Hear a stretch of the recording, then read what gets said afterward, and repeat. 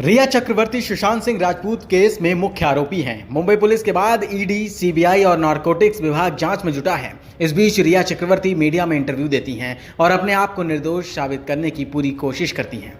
इस इंटरव्यू में उनसे जो सवाल किए गए, उन पर जो भी आरोप लग रहे हैं, उसे रिया ने सिरे से खारिज कर दिया, बल्कि ये तक कह दिया कि जो कुछ चल रहा है वो सब झूठ है। लेकिन रिया ने एक बात कबूल की है कि उनके और सुशांत के परिवार के रिश्ते ठीक नहीं थे। रिया ने कहा कि मेरे और सुशांत के परिवार के साथ रिश्ते ठीक नहीं थे। सुशांत की बहन और मेरे साथ एक हादसा हुआ। प्रियंका, जो सुशांत की बहन थे, उन्होंने मुझे शराब पीकर गलत तरीके से छूने की कोशिश की। इसके बाद मैं चेन्नई चली गई और उस बीच सुशांत और उसकी बहन के बीच लड़ाई हुई। सुशांत ने कहा कि उसकी बहन ने शराब पीकर गलत तरीके से छूने की कोशिश की। इसके बाद सुशांत की बहन वापस चली गई और सुशांत के खिलाफ केस करने की कोशिश की। वहीं 15 करोड़ रुपए पैसे के ट्रांसफर के आरोप को भी रिया ने सिरे से खारिज किया। रिया ने उल्टा ये सवाल किया, मैं भी यही सवाल पूछ रही हूँ कि जो रुपए मेरे अकाउंट में दिखने चाहिए वो 15 करोड़ रुपए कहाँ हैं? जब सुशांत के पिता उनसे मिले ही नहीं थे तो कैसे पता कि सुशांत के खाते में इतने पैसे आए और फिर ट्रांसफर किए गए?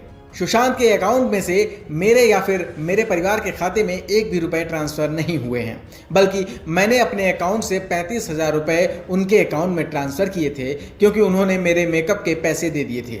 इस वजह से मैंने बिना बताए उनके पैसे उन्हें वापस कर दिए थे। जिस रिया और महेश भट्ट के रिश्तों को लेकर कई तरह के आरोप लगाए गए, उस सवाल पर भी रिया ने जो कहा वो हैरान करने वाला था। रिया ने कहा कि मेरे ही नहीं, सुशांत और भट्ट साहब के रिश्ते बहुत अच्छे थे। रिया के मुताबिक वो दोनों पहले मिल चुके थे। सुशांत ने ट्वीट भी किया था कि भट्ट साहब से मुझे प्यार आ गया। यही नहीं, रिया ने कहा कि महेश भट्ट ने मुझे सुशांत से अलग होने के लिए नहीं कहा। उन्होंने कहा कि आप इस तरह से टूट नहीं सकती, पिता के बारे में सोचिए। वहीं जब रिया से पूछा गया कि 8 जून को उन्होंने सुशांत का घर क्यों छोड़ा, इस पर रिया ने क्या कहा, जरा ये भी जान लीजिए।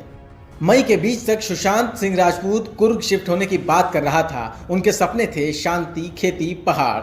हम दोनों का मानना था कि 1 साल में इस तरह से एक फिल्म तो कर सकते हैं।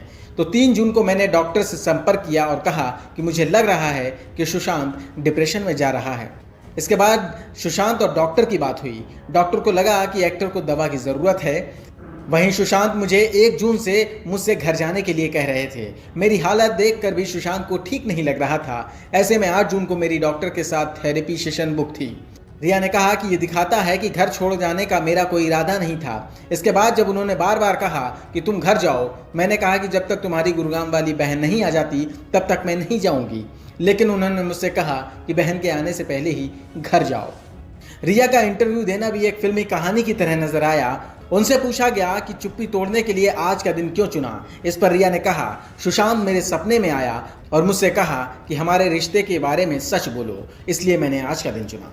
रिया ने मुंबई पुलिस के बीच कॉल डिटेल्स को लेकर भी बड़ी आसानी से कह दिया कि ये फ़ोन कॉल तब किए गए जब हमें थ्रेट मिलने लगे। लेकिन रिया ने ये नहीं बताया कि बातें क्या हुई।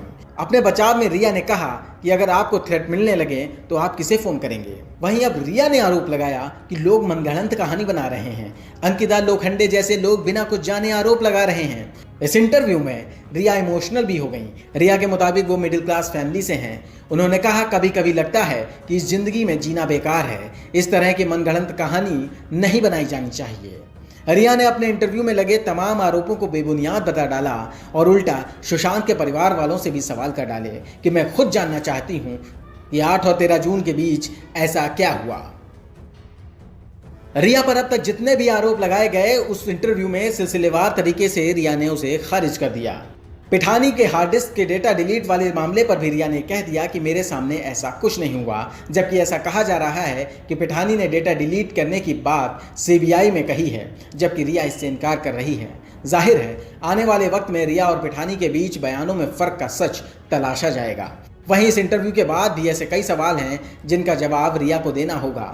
एक तो आरोपी के तौर पर रिया ने टीवी इंटरव्यू दिया, जबकि अभी पूछताछ चल रही है। वहीं अहम बात यह भी है कि जब रिया को यह पता था कि सुशांत की तबीयत ठीक नहीं है, तो फिर रिया सुशांत को छोड़कर आखिर गई ही क्यों?